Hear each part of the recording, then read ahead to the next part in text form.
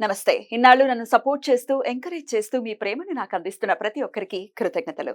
అలాగే ఈ వీడియో కూడా ఖచ్చితంగా మీకు ఉపయోగపడుతుంది. లైక్, షేర్ అండ్ సబ్స్క్రైబ్ చేసి మీ సపోర్ట్‌ని నాకు అందించండి. అలాగే ఈ వీడియో పట్ల మీకున్న అభిప్రాయాన్ని కామెంట్ సెక్షన్‌లో కామెంట్ చేసి తెలియజేయండి.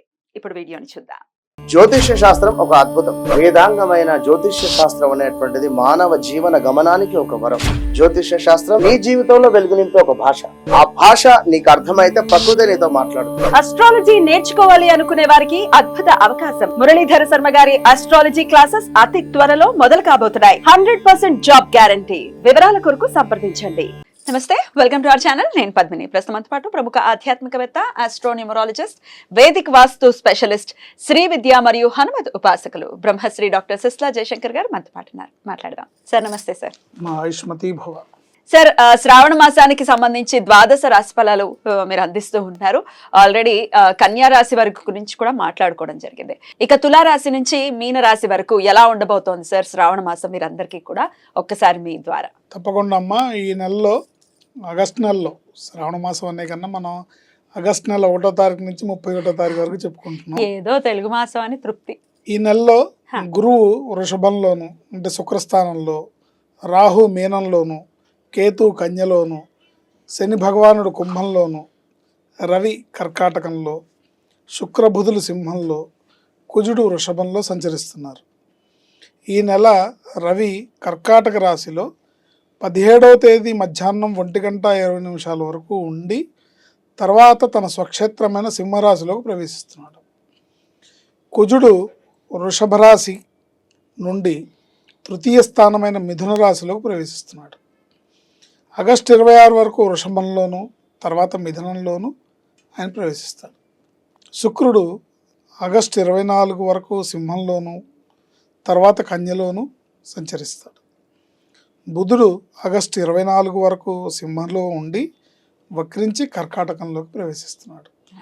ఇది ఈ నెల, ఈ శ్రావణ మాసపు ఆగస్టు నెల గ్రహస్థితి, గోచారంలో ఉండే గ్రహస్థితి. ఇక మేజర్గా ఖచ్చితంగా మాస ఫలాలు ఖచ్చితంగా చూసుకుంటూ ఉండాలి. ఎందుకంటే కొన్ని గ్రహాలు 1 మంత్కి ఒకసారి అలా తిరిగిపోతూ ఉంటాయి. సూర్య, బుధ, కుజ, శుక్ర, వీటి ఇంపాక్ట్ కూడా చాలా ఉంటాయి కాబట్టి డెఫినెట్గా చూసుకోవాలి. ఇక డైలీ ఫలాలు కూడా చంద్రుని ఆధారితం చేసుకుని డైలీ కూడా చూసుకుంటూ ఉంటారు. ఇక పెద్ద గ్రహాలు ఎలాగో ఉండనున్నా సంవత్సరానికి సరిపడా చూసుకుంటాం. సో మరి శ్రావణ మాసం అంటేనే డెఫినెట్గా ఒక అద్భుతమైనటువంటి మాసం. అటు దేదీప్యమానంగా అమ్మవారికి సంబంధించినటువంటి క్రతువులు అనుకోవచ్చు, లేకపోతే శివుడికి కూడా అత్యంత ప్రీతికరమైనటువంటి మాసంగా కూడా ఈ మాసాన్ని చెప్తారు. ఎలాగో అందరూ ఈ రెమెడీలు ఆ రెమెడీలు అని కదా, ఇలాగా అమ్మవారి ఆరాధనలో ప్రత్యేకించి ఉంటారు కదండి. శ్రావణ లక్ష్మి, ఆ శ్రావణ మాసం అంటేనే ఒక పవిత్రత, ఒక పండగ వాతావరణం వెల్లివిరుస్తుంది. శ్రావణం అనే దాంట్లోనే ఆ వైబ్రేషన్ ఉంది. ఏదో తెలియని ఒక ఆనందం అయితే ఖచ్చితంగా మానసిక ఆనందం. శ్రావణ మాసం అనగానే ఒక మానసికమైన ఆనందం లభిస్తుంది మనకి. సో ఇక నుంచి అంటే ఇప్పటిదాకా మనం శూన్యమాసాలు అన్ని ముహూర్తాలు ఏమి లేకుండా స్తబ్దంగా నడిచింది. ఇక్కడి నుంచి ఇక అంతా హడావిడి మొదలైంది. అంటే ఆషాఢ మాసంలో బోనాలు మొదలైనవి. ఇక్కడ తెలంగాణలో బోనాలు, ఆంధ్రాలో అమ్మవారికి శాకంబరి ఉత్సవాలు ఇవన్నీ జరుగుతూ ఉంటాయి. బట్ ఏదేమైనప్పటికీ శ్రావణ మాసం అనేది ఒక ఉత్సాహభరితంగా, ఉల్లాసభరితంగా, పేరు చెప్తేనే ఒక మంచి వైబ్రేషన్తో ఉంటుంది. ఇక ముహూర్తాలు కూడా ఉంటాయి కాబట్టి ఇక పెళ్ళిళ్ళు అన్ని రకాల చక్కటి శుభకార్యాలకు కూడా చక్కటి సమయం కాబట్టి ఇక ద్వాదశ రాశి ఫలాలకు కూడా ఒకసారి తెలుసుకుంటే ఏ విషయాల్లో జాగ్రత్తలు తీసుకోవాలి అనేది ఇప్పుడు ఒకసారి తెలుసుకుందాం. ఏదేమైనప్పటికీ జన్మ జాతకాన్ని చూపించుకోవాలి.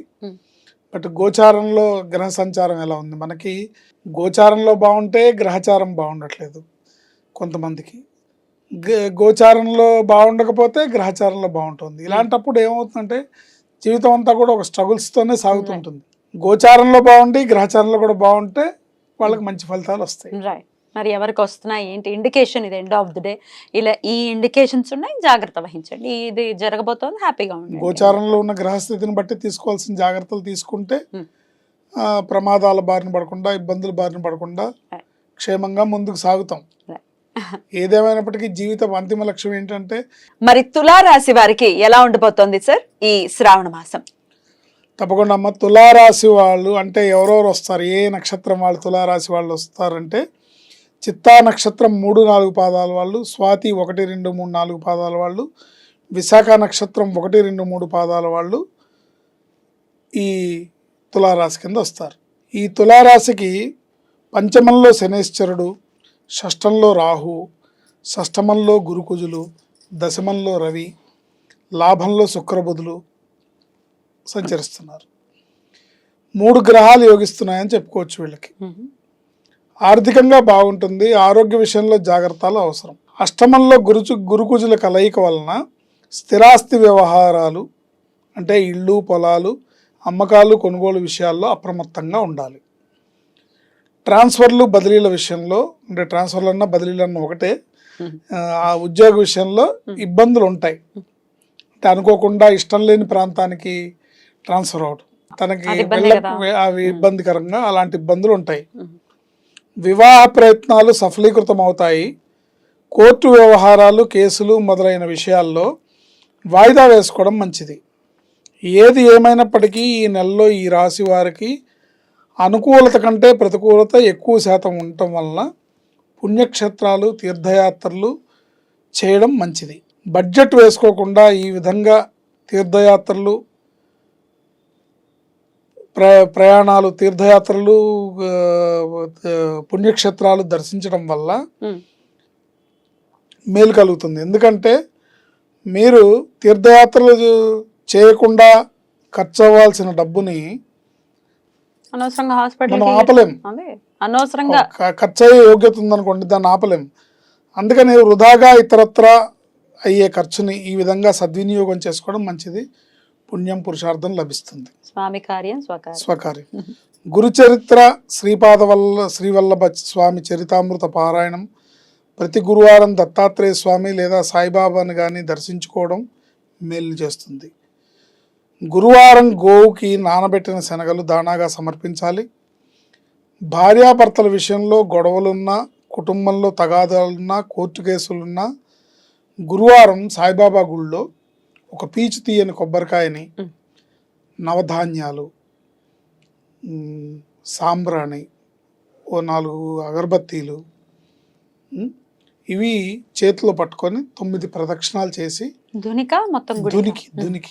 దునికి ప్రదక్షిణ చేసి పీచు తీయని కొబ్బరికాయ అంటే పూర్ణం పీచు తీయని కొబ్బరికాయ, నవధాన్యాలు, సాంబ్రాణి, 4 అగరబత్తులు, కొంచెం కర్పూరం. ఇవి కర్పూరం మళ్ళీ ప్లాస్టిక్ ప్యాకెట్ నుంచి చింపి చేతిలో పట్టుకోవాలి. ప్లాస్టిక్ తో సహా వేయకూడదు. దుని చుట్టూ 9 ప్రదక్షిణాలు చేసి వేస్తే కాస్త భార్యాభర్తల మధ్యలో ప్రశాంతత లభించే అవకాశం ఉంటుంది. ఇలా ఒక్క గురువారం వేయమంటారా? ఎంత వేస్తే అంత మంచిది. ప్రతి గురువారం వేస్తే మంచిది. ఈ నెలలో కంపల్సరీ చేస్తే మంచిది. కనీసం ఈ నెలలో వచ్చే 4 వారాలన్నా చేయండి. నెక్స్ట్ నెలలో మళ్ళీ గోచార ఫలితం ఎలా ఉందో చూసుకుందాం. ఈ నెలకైతే చేస్తే మంచిది. ఇలా ఎప్పటికీ చేసినా కూడా తప్పులేదు. ప్రతి గురువారం చేసినా తప్పులేదు. శ్రీదత్త శరణం మమ అనే మంత్రాన్ని నిరంతరం స్మరించుకోవడం వల్ల అన్ని రకాలుగా సత్ఫలితాలు ప్రసాదిస్తుంది. అద్భుతం సార్. ఒక మంచి మంచంగానే ఖచ్చితంగా కన్సిడర్ చేసుకోవచ్చు తులా రాశి వారికి. అయితే ఆరోగ్య విషయంలో జాగ్రత్తలు చెప్తున్నారు, భార్యాభర్తల విషయాల్లో జాగ్రత్తలు చెప్తున్నారు. వీటి విషయాల్లో జాగ్రత్తలు తీసుకుంటూ ఇట్స్ అన్ ఇండికేషన్ కాబట్టి చెప్పిన పరిహారం చేసుకుని ఈ మాసం అంతా కూడా పీస్ఫుల్ గా వెళ్ళాలి తులారాశి వారికి అని మనస్ఫూర్తిగా కోరుకుంటూ thank you so much sir. ఇక నెక్స్ట్ ఎపిసోడ్ లో వృశ్చిక రాశి గురించి మాట్లాడుకుందాం. నమస్కారం అండి. ఆయుష్మతి భవ.